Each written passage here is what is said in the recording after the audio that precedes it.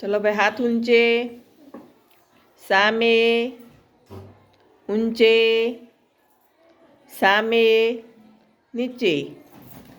चलो भाई, आपણા શાળાનો આજે કેવો દિવસ છે? પહેલો દિવસ. કયો? તો આજે આપણે 12 ગીત ગાવાનું છે. શું કરવાનું છે?